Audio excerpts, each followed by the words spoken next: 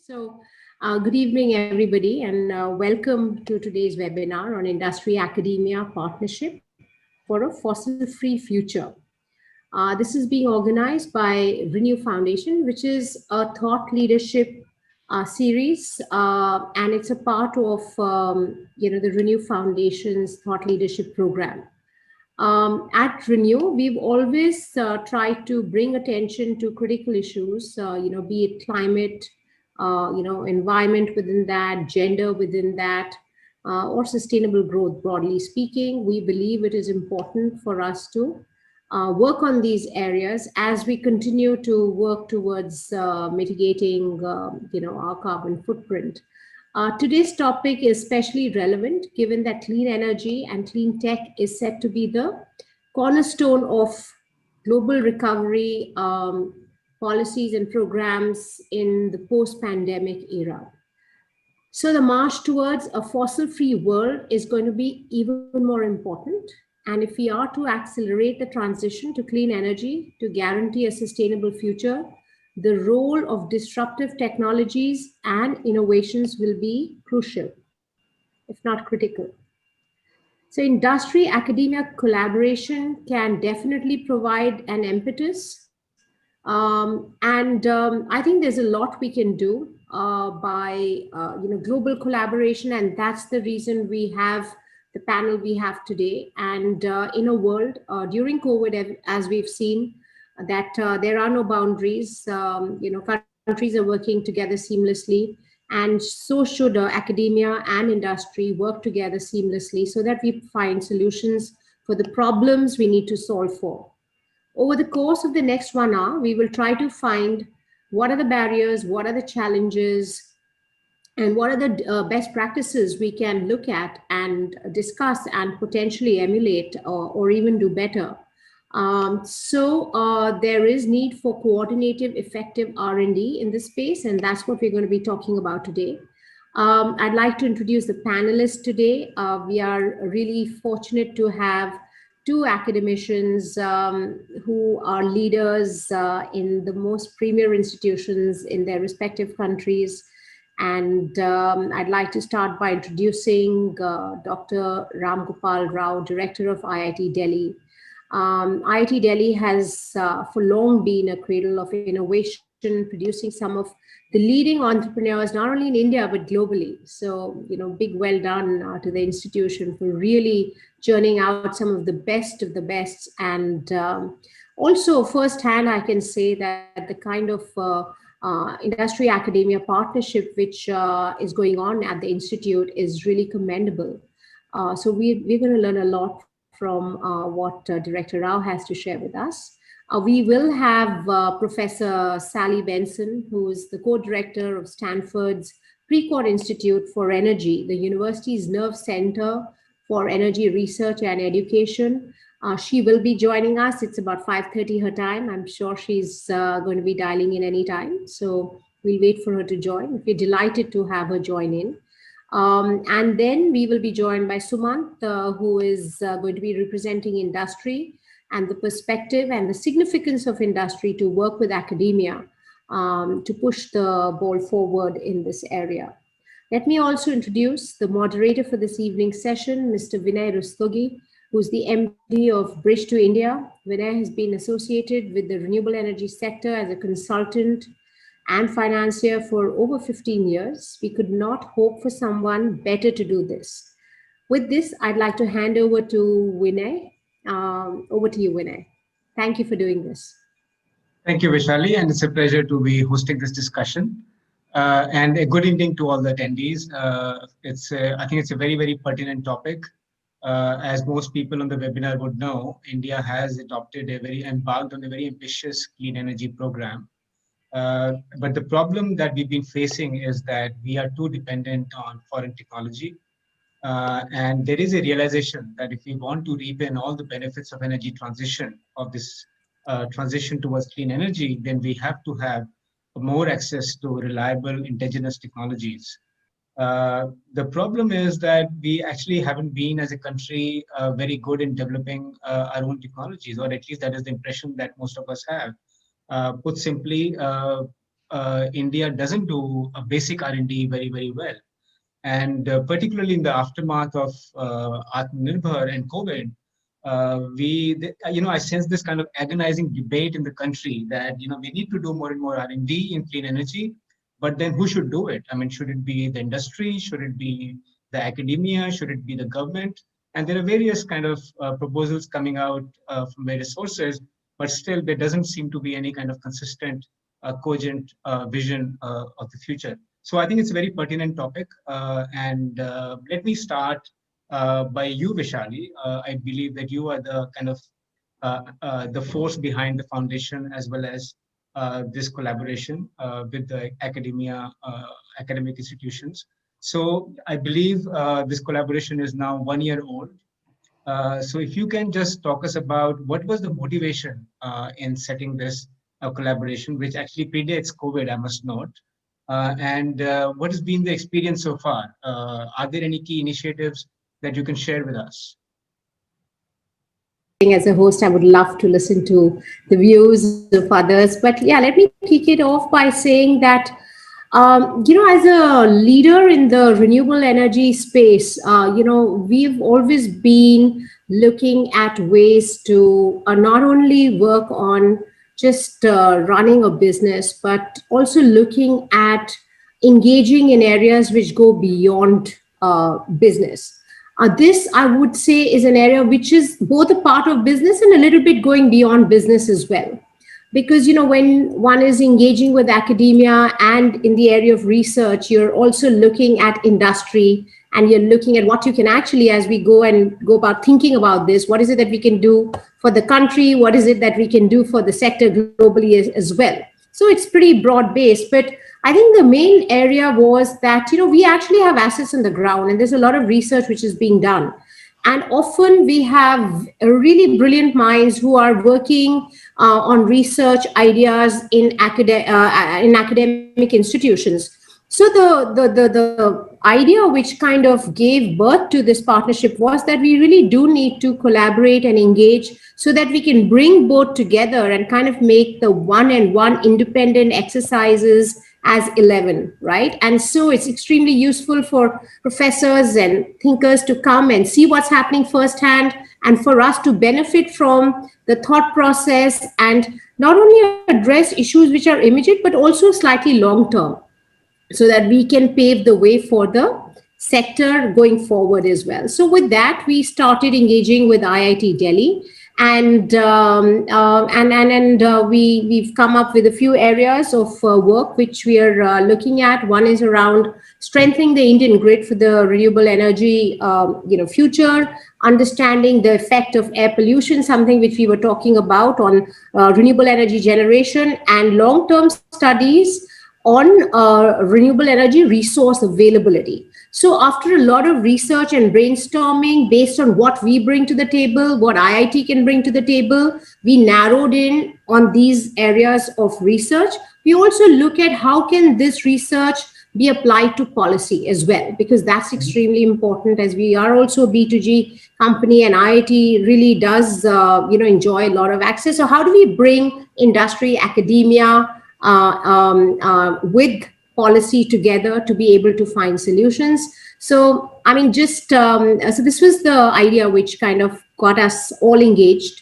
And I must say that it has been, it's just the beginning, because there's so much more to do.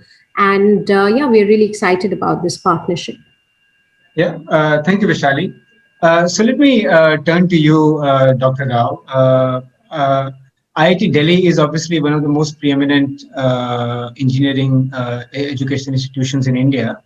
Do you agree with me that Indian education institutions have been somewhat left behind in the research? Is there enough primary research being undertaken at IIT Delhi and other similar institutes in India?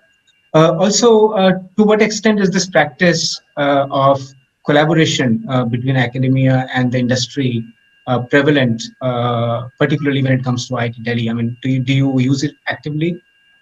Over to you, Dr. Rao. Yeah, thank you. And in fact, I must also mention that SUMANT SINHA is an alumnus of IIT Delhi. He is one of the He's an alumnus of IIT Delhi, and he's also one of the unicorn founders that way. So we have from IIT Delhi many alumni who have founded these unicorns, and Sumant Sinha is one of them, so which is a matter of pride for us. And he's also giving back. There is a ReNew Power Center of Excellence at IIT Delhi, and as VAISHALI Sinha mentioned, there are many projects where we collaborate with ReNew Power, and many of these projects are defined by ReNew Power, and then the faculty work. The solutions eventually go to ReNew Power and also are widely publicized to research papers. That way, the knowledge is also disseminated. So we have a good collaboration going now. In a way, it's a kind of a nice academia industry collaboration, which is a model kind of a program for other industries to follow. Having said that, when you talk about the research, when you talk about any academic institution like IIT Delhi, we have three aspects to basically fulfill. One is the education part of it. Their IITs are doing excellently well. I mean, I would like to say that we are the best in the world when it comes to educating our undergraduate students. Just see, with just 50,000 alumni, how much of impact IIT Delhi has made. So these are all small institutions compared to many American universities, but despite being small, the impact these alumni have made is in fact phenomenal. So in terms of education, there is no saying that they are any inferior to anybody, and we're as good as anybody in the world. When it comes to knowledge generation, the second aspect of any academic institution, that is where the research comes into picture. The research is happening, and if you look at IIT Delhi data from the world rankings and all that, we are ranked in the top 100 in the world. So if you look at IIT Delhi in terms of research impact, where the papers written, how many people are citing these papers? The research impact is measured by QS as citations to the papers. So meaning we are writing good enough papers that people are citing these papers. On that count, we are in the top 100 in the world. So a lot of research is also happening. But the problem here is, the research is happening, but we are probably not able to take this research to the field as knowledge to wealth. That translation is very poor in India overall, and that is where innovation comes into picture. This innovation was something in IITs or in Indian academic institutions we never really bothered much. For us, the research was, there is some activities happening world over. You build facilities, you pick up the topic, you start publishing papers.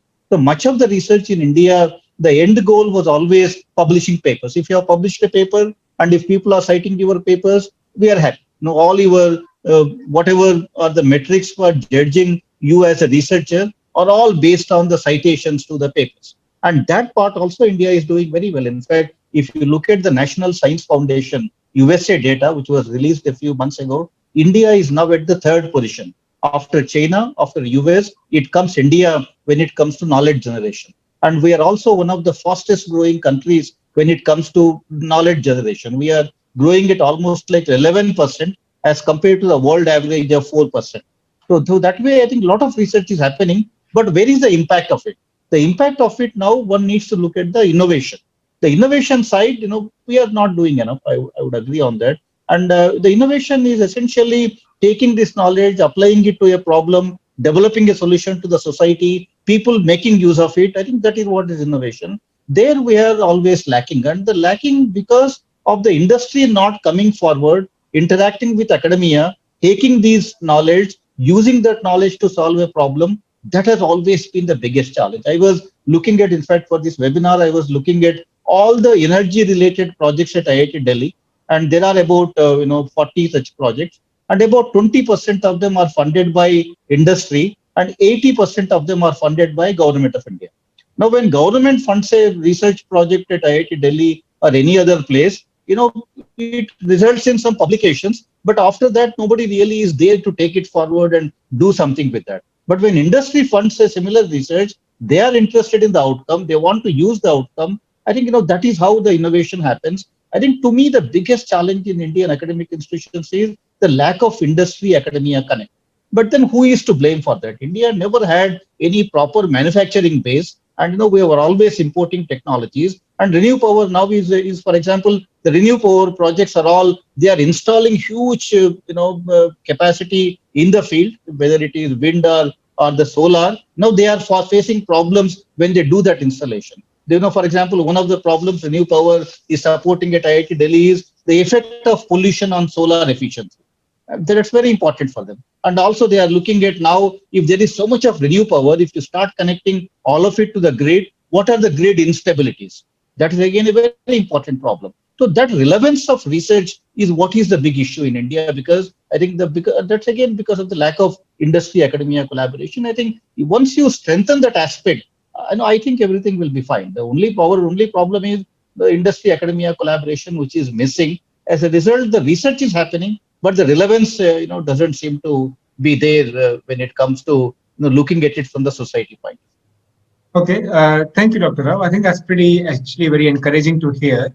And I think the good news from the industry's point of view that there is a lot of research happening in the Indian institutions, and I'm sure Sumant is kind of very pleased to hear that because the Indian companies can easily tap into that research base. Sumant, we hear very often that the Indian companies are very shy of investing in R&D. In fact, these days one hears more and more about companies saying, well, the government should do this and the government should do that. Would you agree with that, that the Indian companies have not done enough on the R&D front? Can the Indian companies do more? How can we encourage the companies? Of course, they can tap into the research done by the education institutions, but how can we encourage the companies to kind of do more on their own behalf?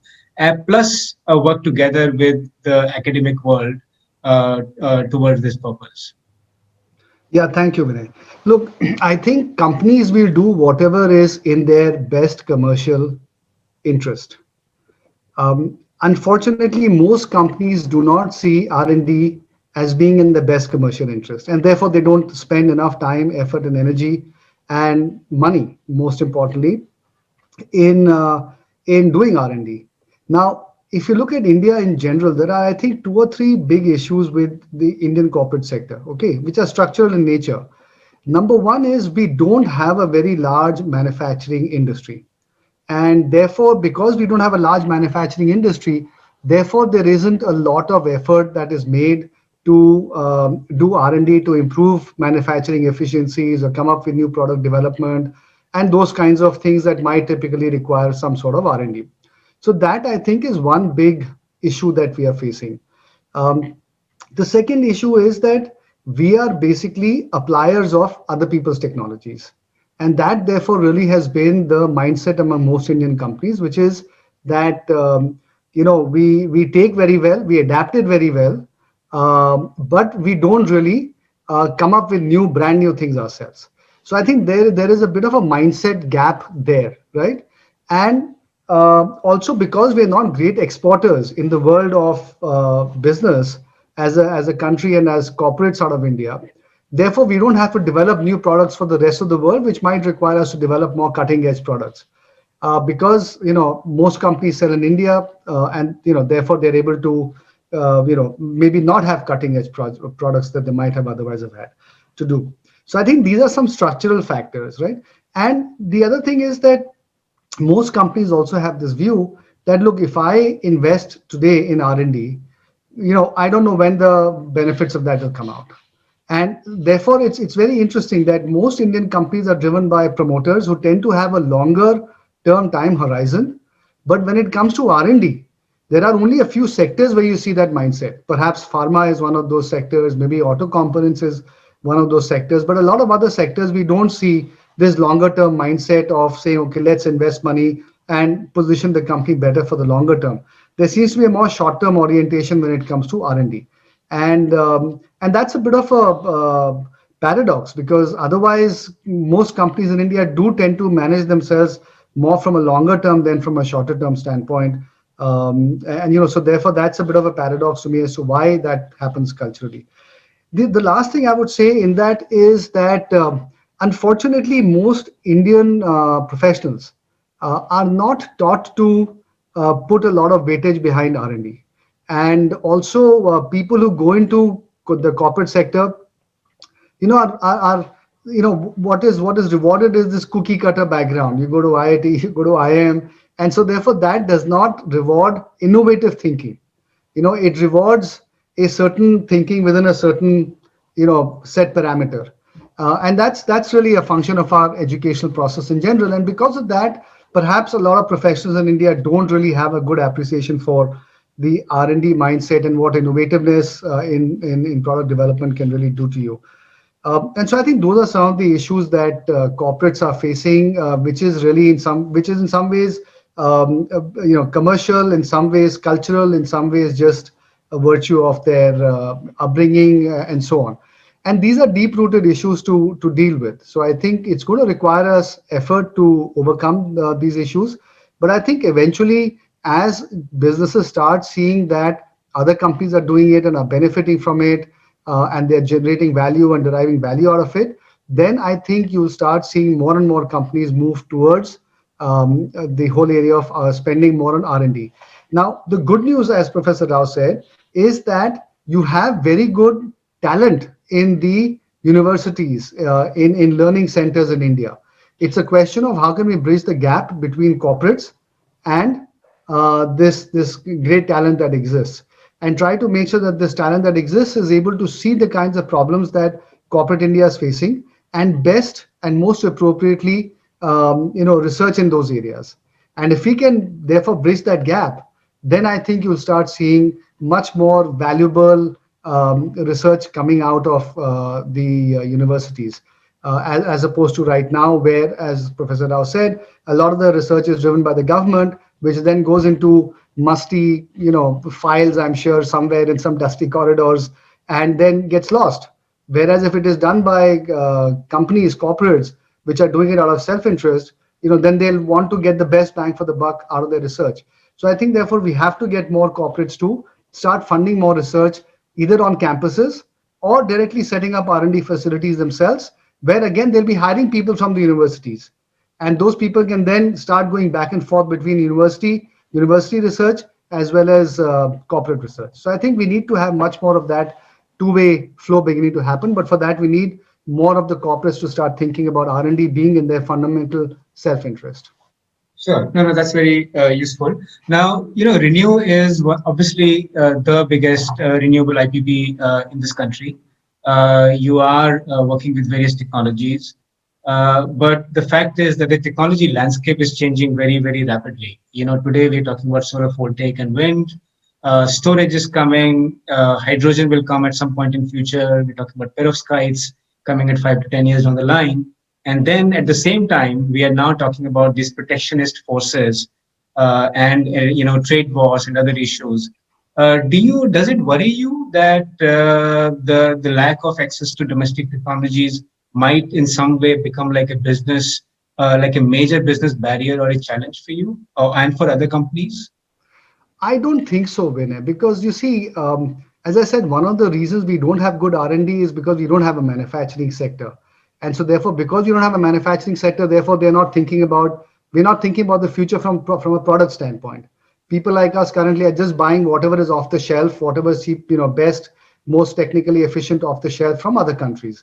Yeah. If we start doing manufacturing in India, then willy-nilly, we will have to start investing in developing those technologies ourselves. And therefore, it is very important for us actually to put those barriers in place if we want to develop this industry in the longer run. Now, in the normal course, I'm not a big believer in barriers to trade, because that way the consumer ends up suffering most. But I think in the case of especially our sector, which is a new sector, here we have the opportunity of trying to really create a new sector where we can take leadership globally. And that's an opportunity that India should not pass upon. Now, yes, we are 5 to 10 years behind other countries. Now, can we catch up? I would hope that we can, but let's give it a shot. And solar is not cheap enough that even if you add on some extra cost to it, it's still very cheap. So therefore, I think we've got to a point where there is this unique opportunity for us to take the leadership in both solar as well as in storage, and really try to get to scale. Now, that's easier said than done, of course, because the scale benefit that other countries already have is so much bigger than the scale that we can ever get, that is always going to be a disincentive. And so therefore, we will need to make sure that the protections that are given to encourage that manufacturing industry are reasonable and for a good period of time. Okay. Again, good. Thank you, Sumant. So Vishali, we heard from Dr. Rao that there is a pretty vibrant and thriving research culture at IIT Delhi and presumably other education institutions. There is this huge opportunity which is available to Indian companies to tap into domestic research and develop their own kind of strong competitive advantage against global competitors. Uh, do you think the ReNew, IIT Delhi, and Stanford collaboration could be like a role model for clean energy industry and indeed for other countries or for other industries? Yeah.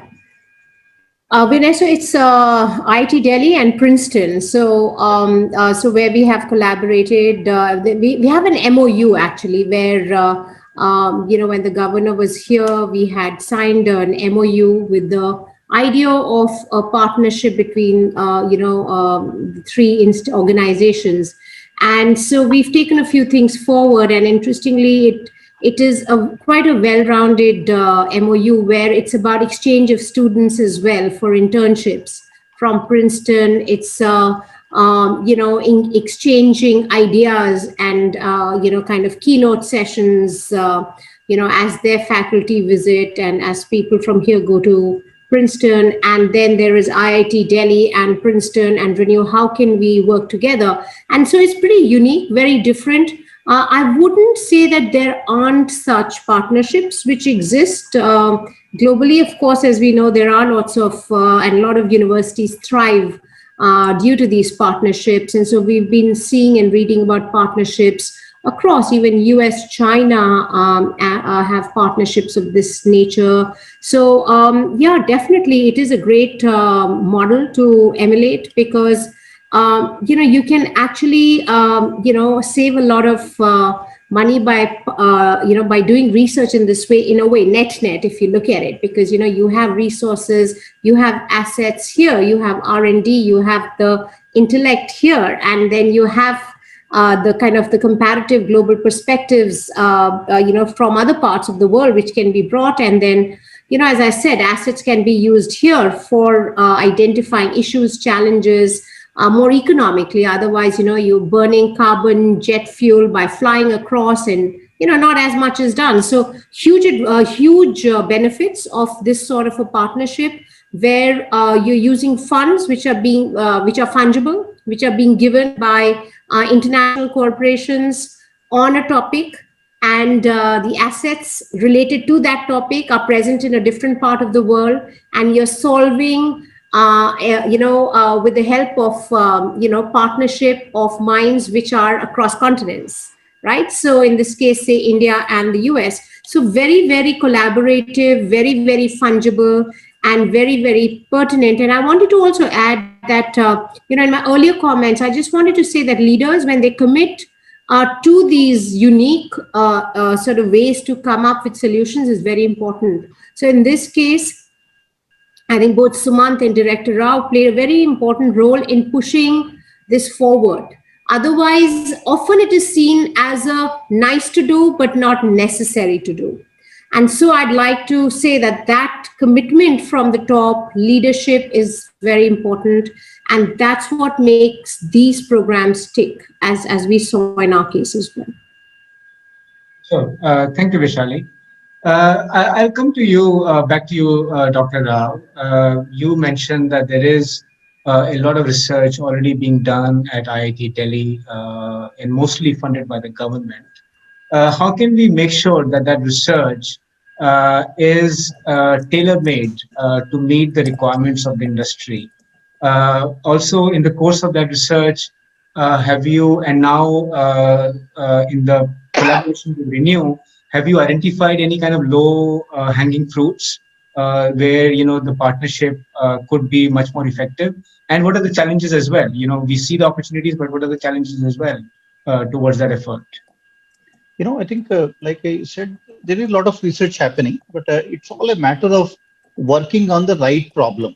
I think you can pick up a problem from anywhere and start, you can spend your lifetime on that. And whether somebody wants it or not, it's not a big deal. I think very often we have a solution looking for a problem rather than a solution which is a solution to a problem kind of a thing. So I think that is how things are, because most of our research today in academia, we pick up problems from the library. The first thing when a PhD student joins, we send the student to the library. The student reads 100 papers, finds what is the gap in some area, and does that research and publishes that paper.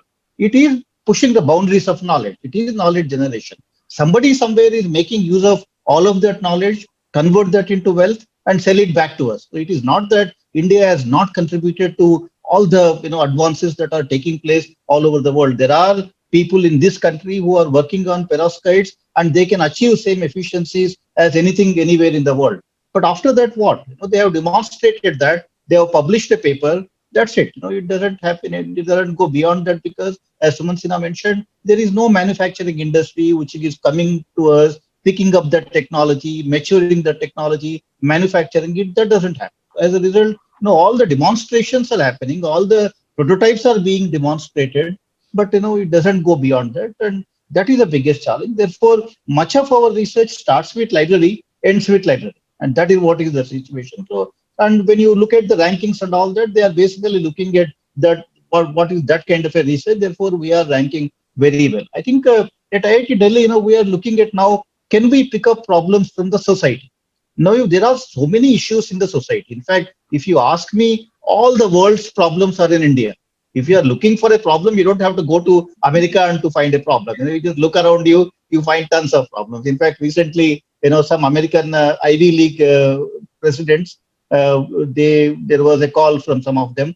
They wanted to send some of their students to India, and they wanted these students to go to villages in India and stay with the villagers and find the problems there. How do the villagers live their life in these villages? What do they do? What is agriculture and all that? So they are coming to India to find problems, and our students go to US to find problems. That is what is actually happening right now. So I think finding the right kind of problems is where our biggest challenge right now is. And for that, we have lost touch with industry, because industry academia collaborations are very weak. We are also not interacting enough with the society. How do you interact with the society? You need very strong humanities and social sciences departments. I say that the humanities departments are our windows to the society. There are people in the humanities department who have analyzed the farmers' problem.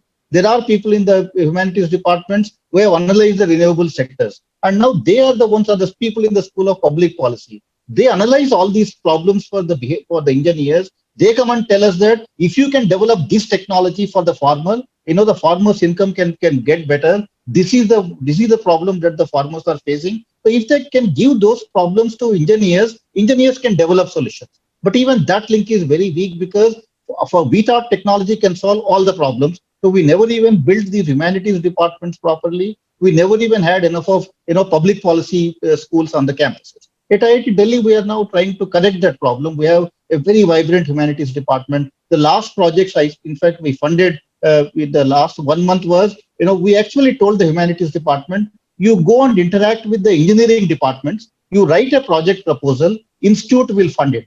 Institute will fund any interaction between a humanities faculty member and an engineering faculty member, because we want to connect the humanities departments with the engineering department, so that engineers will get to know what is happening in the society, and then somebody analyzing it for them, and these people developing solutions which can benefit them. And today, we don't even have to wait for the industry to come and interact with us and take that solution. The startups have become the way to go for us now. So they almost every student on the campus, every second student, we recently did a survey, every second student at IIT Delhi wants to become an entrepreneur.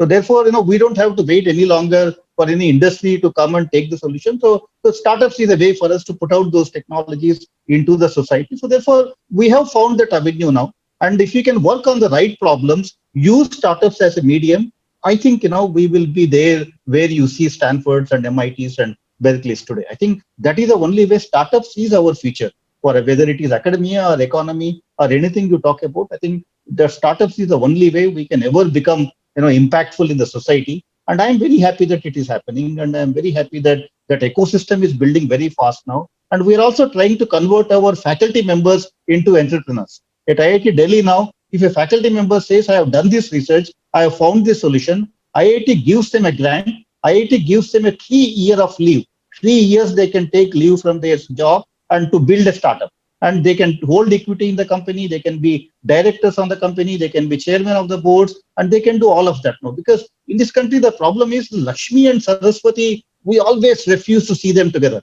The rich professor in India is like an oxymoron. You will never hear about, even if you see a Bollywood movie, you will never see a professor shown as rich. A professor is supposed to be with a Jula and all of that. So that is the kind of a mindset people have built now. So what is wrong in which a professor who has done a lot of research, starting a company and becoming a billionaire?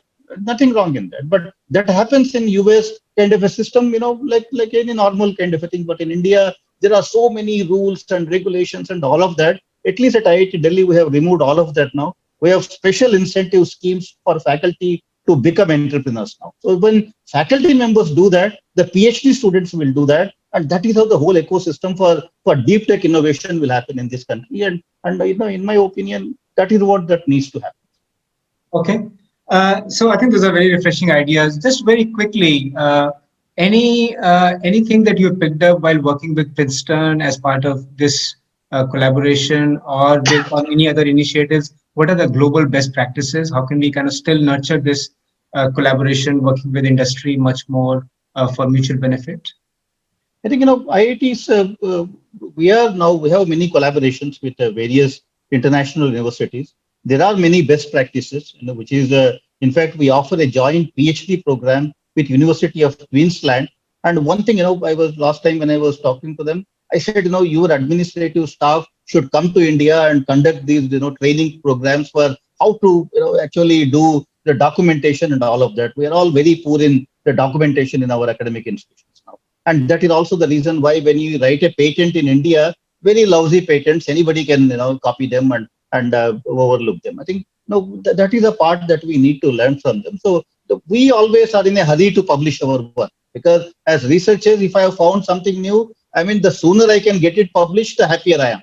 And that is how it works. But then there is also, the intermediate thing, which could be protecting your IP. If there is a grand idea in that paper, can we not protect that IP, and can we not, commercialize that through some other means kind of a thing? And that is where the patenting culture we are also strengthening now at IIT Delhi. 4 years ago, we were filing 30-40 patents per year. Now, last year, we have filed 153 patents per year. And this year, we will be crossing 200 patents per year. I think, unless you protect this IP, startups won't happen. When you start a company, if you don't even own IP, nobody is going to touch you with a barge pole. I mean, no investor, nobody would even look at a technology company which doesn't have any IP on the technology that they are commercializing. So patenting is very important, and we are very late entrants into the patent game. That is something that we have learned from all these universities abroad, and now we have established those practices, and now things are happening. I think now we have close to 1,000 patents. This year we have crossed the licensing fee that IIT Delhi earned this year in 2019, the financial year, is about 1.2 crores. For the first time, we have crossed 1 crore mark through licensing. And I think then, now we have built teams for commercialization of this IP. So things are progressing. Like I said, we were too much focused on only writing papers. We never bothered, we looked at it as the end of the whole thing, but it is only a beginning. Writing a paper must be the first thing towards the final societal impact. I think that realization has set in now in academic institutions in India, particularly at places like IIT Delhi. Now, I think, another 5 years down the line, you will see, companies coming out, companies making an impact, people talking about them, and you see that ecosystem building in the country. Okay. Dr. Rao, I think you've given us a lot of positive ideas and thoughts on how this can work better and scope for Indian technology development. Now, I think a lot of people have been waiting on the webinar. We must throw the floor open to them and give them an opportunity to ask some questions. So I do have a question here, which is, how can what would be your ask from the industry, from the government and from the civil society for fostering more beneficial industry, academia, research partnerships? What is your expectation from the government and the civil society? I will throw this open to all of you. Please, let me start with you, VAISHALI, and then we'll go around. Okay, sorry, Vinay, I was just engaged in trying to see Sally. I think We're still trying to get her. Maybe she overslept. She joined the pre-call. So that's the only thing I can think. She's been so enthusiastic. So I missed the question. Can you just repeat it for me, please? Yeah, no, sure. So my question was, what would be your expectation from the government and from civil society in fostering this culture of research, and particularly the way the academia and the industry work together? Sure, absolutely. You know what? Let me just take an example. We are working, and then once again, this comes from Director Rao. In one of our meetings, which we had, Center of Excellence reviews, he had suggested that why don't we work towards, engaging more women in energy. It was just a statement he'd made. And then we got to work, and we engaged with UNDP, we engaged with various other CSOs, and we've come up with a brilliant program, which is a women's accelerator program for women in energy, where UNDP is a partner, IIT Delhi is a partner, ReNew is leading this program, and we have a couple of other CSOs. And so what we're going to do is we're going to identify programs and ventures and startups who are working in this area of, broadly speaking, circular economy, renewables, sustainability, etc., and provide them with a small grant to help them take their ideas forward.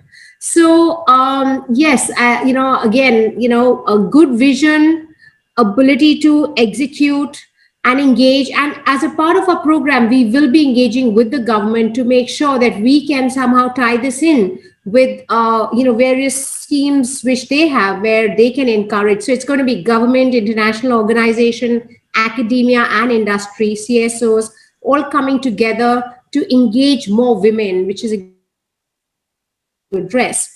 So, these are ways in which you can really work collaboratively and engage all key stakeholders. And this would involve a lot of research in identifying venture startups. It will also involve, kind of making it interesting for other women to get into this, because there's an incentive now as you're getting a grant. So, it's a very nice way of broadening the players and important players in this area. So not directly industry academia, but industry and academia have a big role to play to make these things possible. So these are some of the ways I would say. And going back to Director Rao's program that, India really is, and some of the developing countries are really playgrounds for action. Here's where we can take action, whether it's relating to climate or social impact or any of these areas.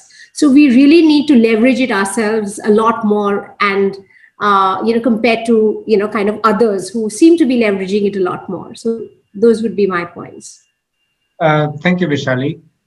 Since we are running out of time, so I'll just move on and ask a different question. I will just like please, Dr. Rao. Yes. No, I would like to see government, become a matchmaker. The academia and industry.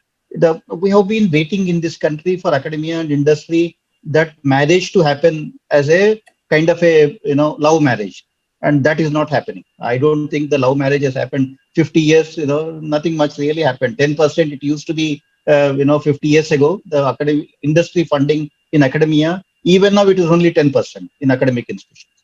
I think government needs to now bring academia and industry together, and they need to support arranged marriage basically, so that you find love subsequently. That is how it actually works in Indian marriages. So I think government needs to play that matchmaker role, create schemes where if academia and industry collaborates, if industry puts in 1 rupee, government should be able to put 2 rupees into that.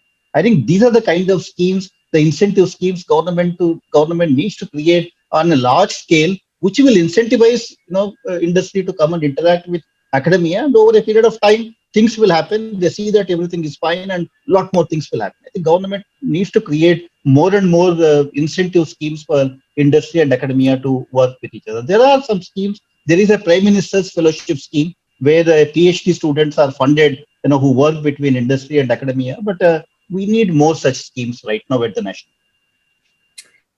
Okay, thank you. And if I could just welcome Sally, and if it's okay with Director Rao and Vinay and Sumant, if we could, and also with Sally, extend this discussion by about 15 minutes because Sally is joined. Is everybody okay with that?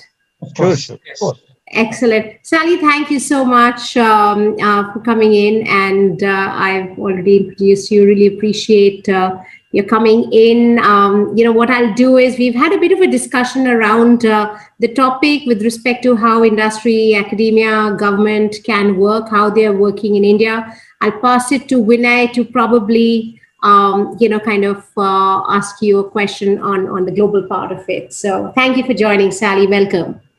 Okay, thank you. I apologize if I'm late. On my calendar, it wasn't even starting for another 10 minutes. So many apologies if I've been late. No. Oh, sorry about that. Sorry about that, Sally. But let's continue the discussions and really welcome. Thank you so much. So very good morning, Sally. Let me just fill you in just very key highlights of the discussion so far. So I think what we have discussed is that there is actually a lot of primary fundamental research being done in the Indian institutions, but the culture of sharing that research between the industry and the academia has never kind of really existed. Also, it's been done more from a theoretical viewpoint rather than applying it in the real kind of business day-to-day context and developing useful applications for the society or for the industry. We also did discuss about some of the best practices, particularly patents, funding grants, etc., that are being a lot of initiatives being undertaken by IIT Delhi, as well as some of the other institutes in India now. So if you can, Sally, particularly from where you sit, US institutions are the hotbed of technology development. To what extent, can there be useful cross-border relationships with India or with other countries, particularly in the clean energy area, which is at the cusp of a technology revolution? And is there work already happening on that front, to your knowledge? Mm-hmm.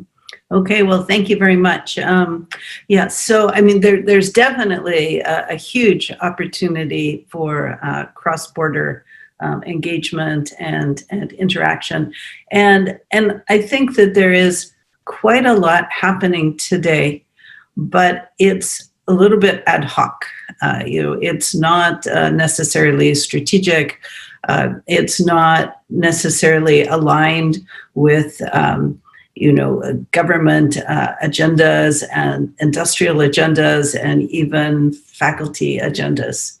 So, I think that looking forward, I think there's a big opportunity, ideally with support of government, to formalize some of these collaborations, and in particular, formalize collaborations that would extend in duration, over, very minimum 5 years and better, 10 years and longer. And I've been thinking a lot about this question that you asked, how can governments and industry, more closely align their work?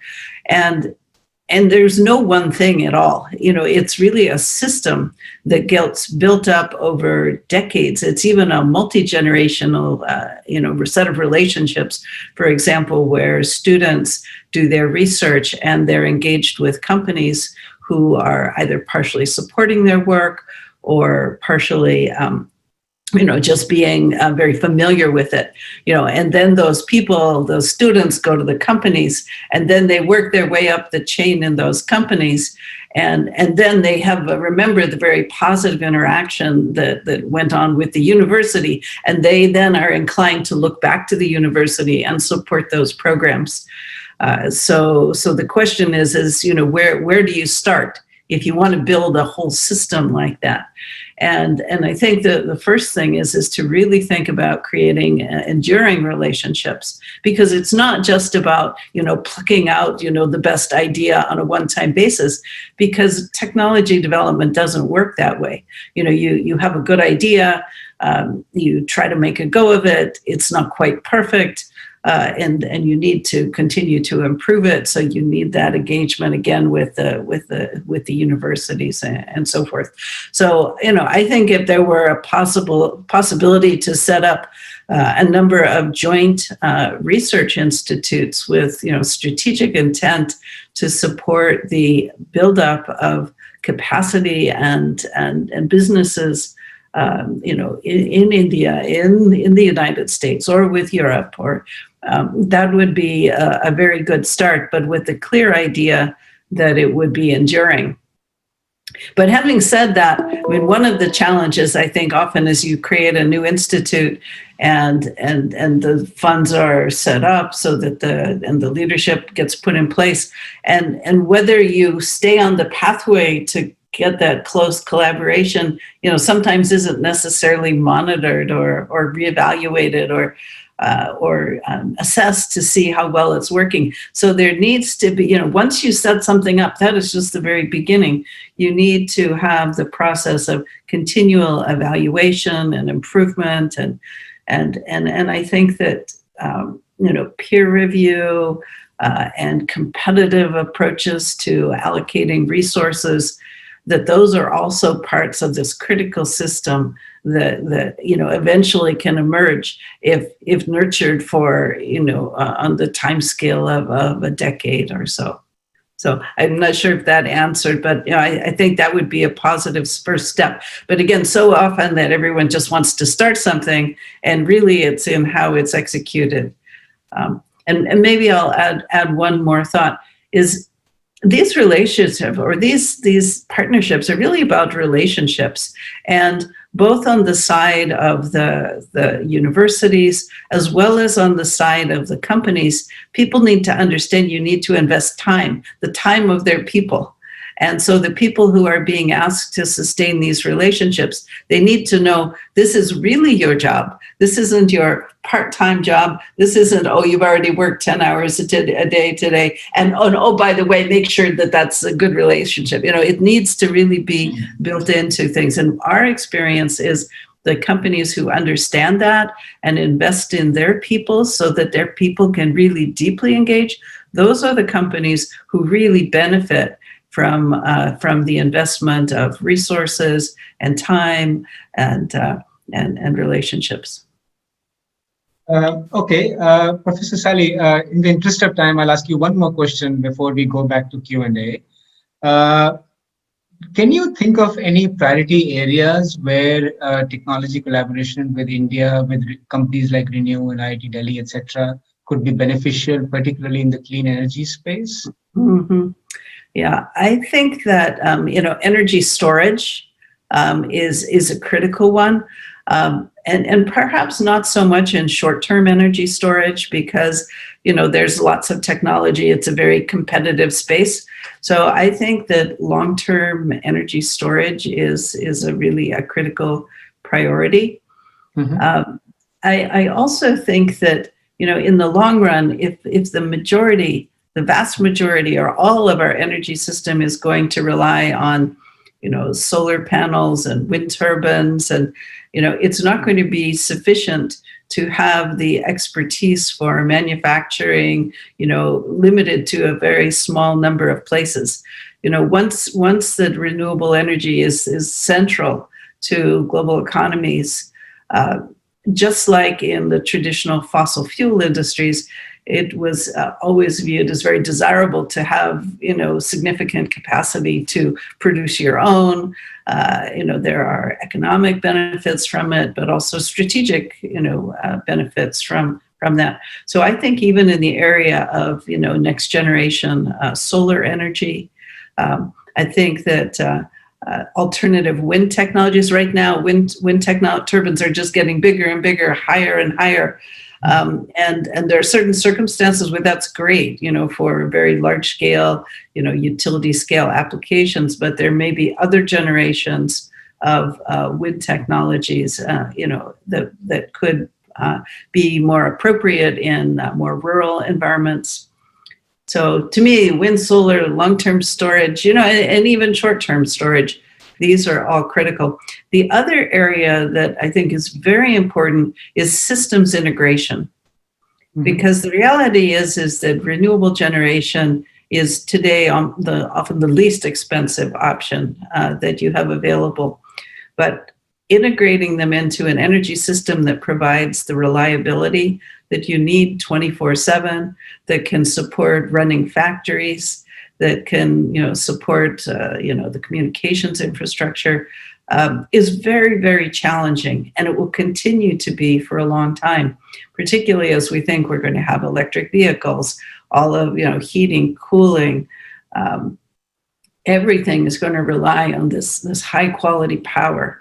And so systems integration, I think, is a real frontier where advanced computational algorithms, large scale data management, that we're just not really on the cusp of coming to grips with what it will take to achieve our goals of 100% clean energy while preserving cost effectiveness and reliability.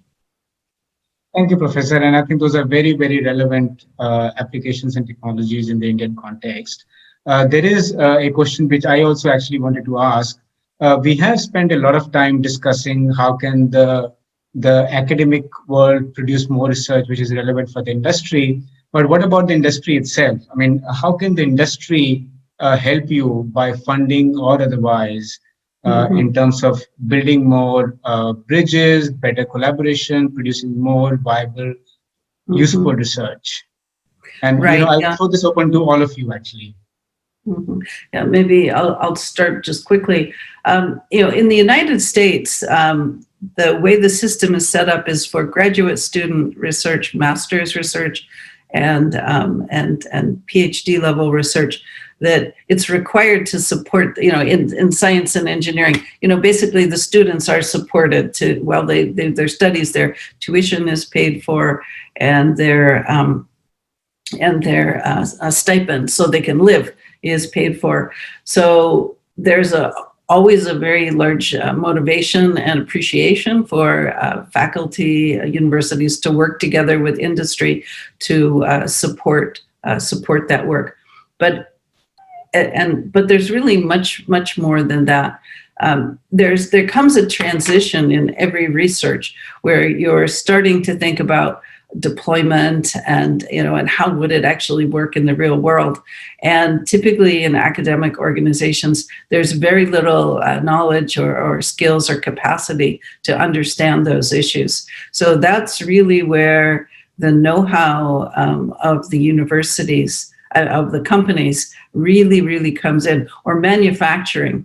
It might be that, some technologies work great if you want to make them at a tiny scale in a research lab, but that manufacturing would be very, very difficult. So that's where these partnerships come in. And again, I think that's really where these boundary organizations like institutes come in, who can really facilitate that interaction. Because it's also easy to sort of get it wrong, right? If the industry is investing in very, very fundamental science, it's going to take too long for them to see the value. So it doesn't really help. And if the government is investing in very late stage technology, that doesn't really make any sense because the university will not be able to take it anywhere. So this orderly transition between more government-sponsored fundamental R&D and more industry-sponsored, application-focused research, and managing that concert, that exchange. And again, that's where really the industry needs to be present, and also within the senior part of these companies, that it needs to be present. Because if you ask someone to do a job and they have no ability to make any decisions, it will also be difficult. So this needs to be an important job at the companies. Okay, thank you, Professor. Sumant, if I pose that question to you, how can the companies help, and in particular the Indian companies in the clean energy space?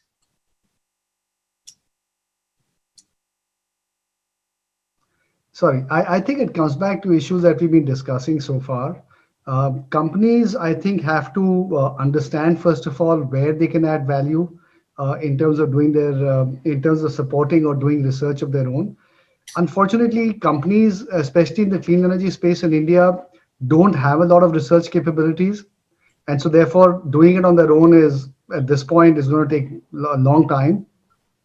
And so therefore, we really have to reach out to the IITs of the world and the other academic institutes and see what kind of research capabilities exist there and how that can be relevant to us. So I think there is an onus on companies to reach out and talk to a number of institutes, see what kind of research is happening, see what kind of capability is there, and then really figure out how that capability can be redirected, can be retasked to come up with areas that are necessary for companies, in our business rollout. And that's in a way what we've done with IIT Delhi on our setting up our center, because when we started off engaging with the professors there, we found they were doing a lot of very good research, but not a lot of it was very relevant to our requirements.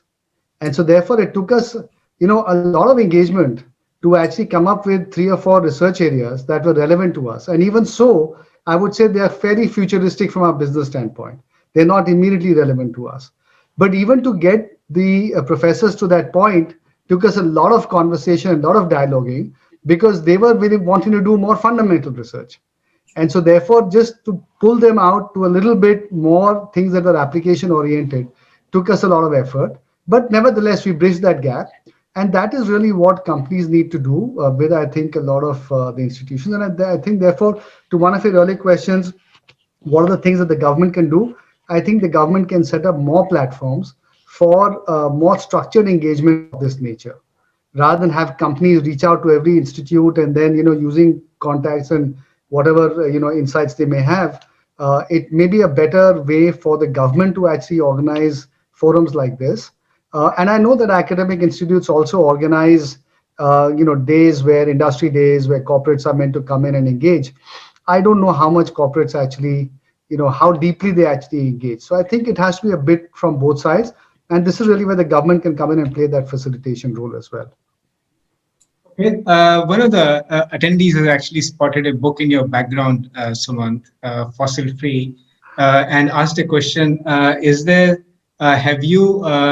the book actually talk about academia, industry relationships? And have you personally looked into this aspect a bit more? No, thanks for that great spot, although it's quite obvious. But nevertheless, no, to be very honest with you, I haven't dwelt as much as I should have on the whole issue of R&D. I've talked about manufacturing, but I've talked less about the issue of R&D, to be very honest. It is something that I perhaps could have dwelt on a little bit more. But I think, as I had said earlier, I think the first precondition is we need to have more manufacturing. Once we have that, then automatically you'll start seeing people investing in the R&D part to make sure that the lines continue to stay competitive in future years as well. So I think, to me, manufacturing is the first step. Let's get that done. And then I think R&D will follow almost in parallel to that. Okay, thank you, Sumant. I think in the interest of time, we should close here. Personally, if I just try to conclude this or wrap it up in like 1 or 2 minutes, my observations are that it's been a very, very heartening discussion, first of all. I started the discussion by saying that there is a huge technology or R&D deficit in India. And I'm very pleased to say that I'm corrected. There is a lot of technology work undergoing in IIT Delhi and other institutes. The need of the hour seems to be to find the relevant applications, identify the right areas, and then to build the bridges with industry. Also, very pleasingly, Dr. Rao mentioned about this kind of huge and very thriving culture of startups, students going into the industry, faculty being encouraged to develop new businesses. And then Professor Sally, of course, talked about this huge opportunity for international collaboration. And then again, how the government can kind of pitch in with the right ideas and act as platform for the effective relationships. So I think there are lots of reasons for us to be kind of very optimistic. There is a huge room for opportunity for growth and doing much more. So with that, on that positive note, I will pass it over to you, Vaishali. Thanks a lot, Vinay, for that moderation. It was very, very well done, very smooth. Appreciate it. No discussion is complete and enjoyable without a great moderator. So you did a great job. Thanks. And thank you, Sally, and thank you, Director Rao, for some excellent points. I think it's institutions like IIT and Stanford which act as torchbearers for cutting-edge research. That will actually help advance, R&D in not only in our sector but in various other sectors. So thank you for taking the lead, and thank you for sharing some great ideas and identifying, more importantly, the challenges which are there, which need to be addressed, so that we can do what we're doing better. And I think this is just the beginning of, other engagements which will follow. We hope that we can work together, ReNew, Stanford, and IIT, on a project, on many projects as well, because I think that's the way to do it. And definitely, I think lots to be done. I think these are early days. And so I see like a little bit of a kindergarten section and a little bit of a high school section here. And so we can definitely learn from the mentorship here from, how has it worked? I mean, the world watches Stanford for the brilliance in this area. And I guess, as you rightly pointed out, and as Director Rao pointed out, that having startups in the neighborhood is an advantage, because, that definitely kicks off the journey and the engagement. And the good news is that Gurgaon, I think, has more startups in India than anywhere else. So, so we have more hope. And on that note, I'd like to thank you, Sumant, as well. I always tend to forget you, but thank you for the points you made. Very relevant. And we look forward to many more engagements. But till then, stay safe, stay well. And thanks for joining, everybody. I'd also like to take a moment to thank the team which organizes these sessions. It takes a lot of effort. So I appreciate the team at ReNew Foundation, which put it together. Apologies for some confusion in the time, but either ways, you had to get up very early, Sally. So we are sorry about that, but we loved having you on this conversation. Well, thank you so much. Thank you, everybody. Bye-bye. Thank you so much, Vaishali. Thank you. Bye-bye. Bye-bye. Bye-bye. Bye.